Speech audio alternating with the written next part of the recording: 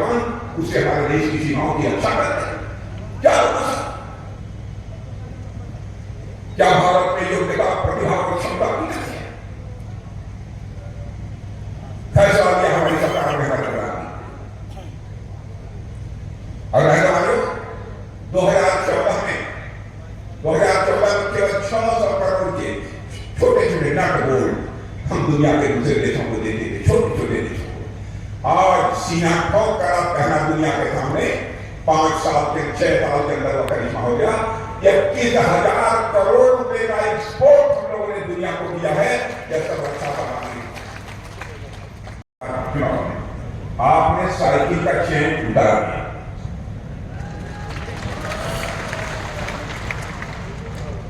मेरे भाइयों, इस बात में आपसे अपील कर रहा हूं, इस बार में अपील कर रहा हूं, अब ये साइकिल की चेन चलनी नहीं चाहिए, उतार दिया है, उतार दिया।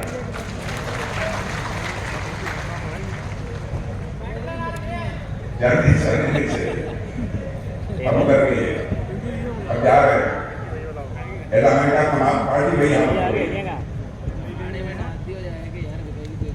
भारत बहुत आगे बढ़ा है। अब कोई अवरोध पैदा करता है उसे बर्दाश्त न करोगे रहता है, कोई बाधा पैदा करता है तो उसे बर्दाश्त करने की जरूरत नहीं।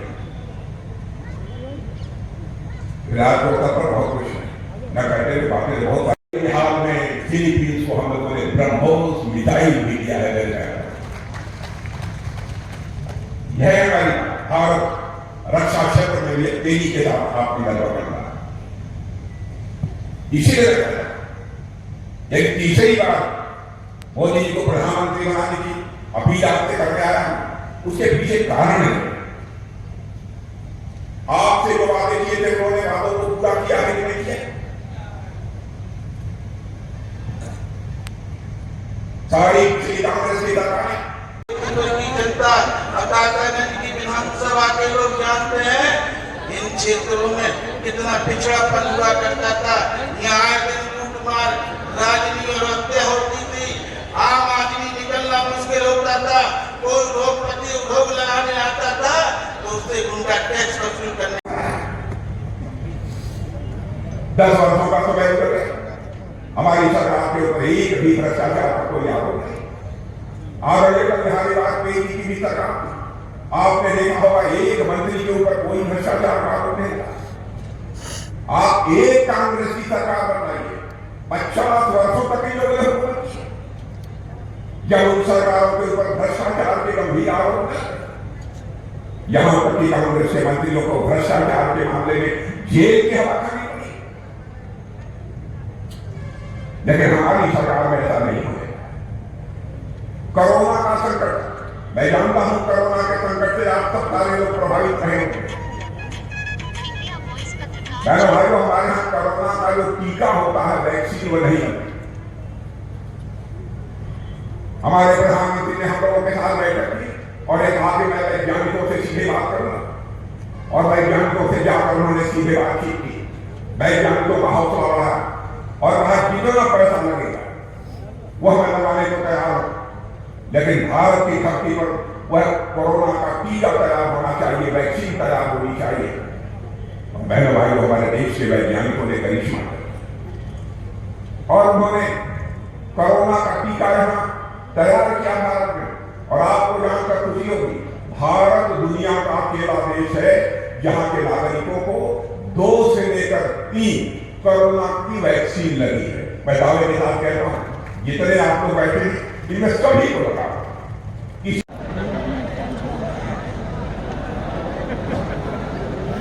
राज स्थापित करने का काम किया। इसलिए मैं मंच के माध्यम से कहना चाहता हूं, इस लोकसभा चुनाव में 7 मई को वोट पड़ेंगे।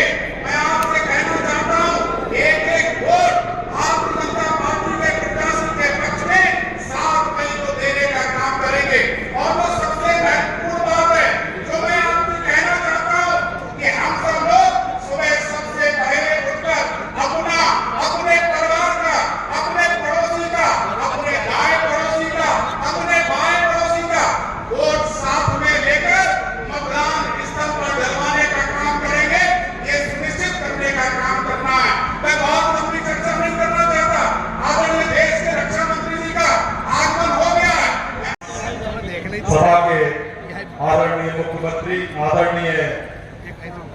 सभा के मुख्य अतिथि देश के रक्षा मंत्री आदरणीय राजनाथ सिंह जी,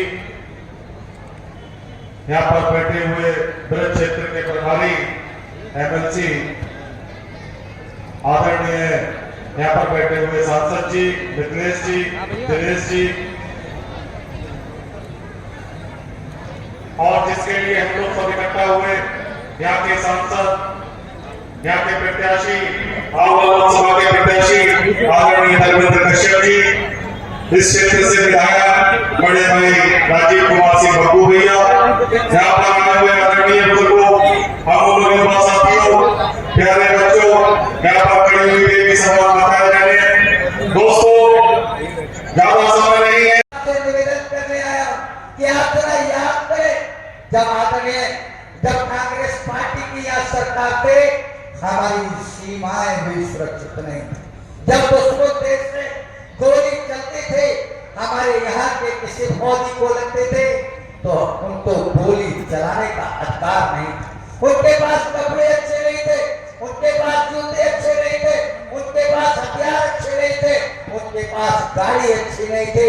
लेकिन आप जरा याद करें पुलवामा की घटना, जब पुलवामा के अंदर हमारे 44 सैनिकों को पाकिस्तान के आतंकवादियों के द्वारा घेर करके मारा गया था, तब हमारे नेताओं ने तय किया कि इस घटना का बदला लिया जाएगा। कहाँ लिया जाएगा, कैसे लिया जाएगा और कब लिया जाएगा, ये हमारी सेना तय करे। और ठीक 13वें दिन उन आतंकवादियों के 13वीं करने का काम हमारी सेना ने किया। तब हमने कहा घर में घुस के मारा है, घर में घुस के मारा है, तब तुम्हारी खोदी है। ए पाकिस्तानियों सुन लो, ए आतंकवादियों सुन लो, घर में घुस के मारा है, तब तुम्हारी खोदी है। दिल्ली की गद्दी पर बैठा बाप तुम्हारा मोदी। अब हम रुकने वाले नहीं, अब हम रूस और यूक्रेन की लड़ाई चल रही है। पिछले 2 वर्षों से अधिक का समय हो गया, तब फिर लड़ाई लगातार चल रही है। मेरे बहन भाई, हमारे लगभग हजारों बच्चे भारत के रहने वाले यूक्रेन में पढ़ाई कर रहे हैं। कोई डॉक्टरी की पढ़ाई कर रहा था, मेडिकल की पढ़ाई कर रहा था, कोई इंजीनियरिंग की पढ़ाई कर रहा था, कोई मैनेजमेंट का कोर्स कर रहा था। जब मिसाइल और बम रूस की तरफ से भी चलते, यूक्रेन की तरफ से भी चलते, कब कहां गिर जाए, किसकी जिंदगी चली जाए, कुछ कहा नहीं जा सकता। तो उनके माता पिता जो भारत के बच्चे यूक्रेन में पढ़ते थे, उनका एक प्रतिनिधिमंडल प्रधानमंत्री से मिला और आंखों में आंसू लेकर उन लोगों ने कहा, प्रधानमंत्री जी, हम नहीं जानते कैसे हमारे बच्चे यूक्रेन से बाहर निकलेंगे, लेकिन किसी भी सूरत में हमारे बच्चों को यूक्रेन से बाहर निकालिए और उनको लेकर भारत आइए। मेरे भाइयों, दुनिया का कोई राष्ट्र अध्यक्ष इस काम को कर नहीं पाया। हमारे प्रधानमंत्री ने चटपट रूस के राष्ट्रपति मिस्टर पुतिन से बात की और यूक्रेन के राष्ट्रपति मिस्टर जेलेंस्की से बात की, और आपको जानकर बिल्कुल गौरव के साथ मस्तक ऊंचा हो जाएगा आपका। मेरे बहन भाइयों, 4.5 घंटे के लिए रूस और यूक्रेन का युद्ध रुक गया और हमारे 22,000 बच्चे यूक्रेन से चलकर भारत आ गए। यह है पार्टी को जिताने का काम करेंगे। सब लोग हाथ जाकर जोर से कहें, भारत माता की, भारत माता की। हम सब लोग जाति भाव से अलग होकर सर्व समाज के साथ भारतीय जनता पार्टी को विजय दिलाने का काम करेंगे। ऐसा आश्वासन हम सब लोग आदरणीय राजनाथ सिंह को देने का काम करें। आप सब लोग भारी संख्या में आए हैं, काफी धूप पड़ रही है, कुछ देर हो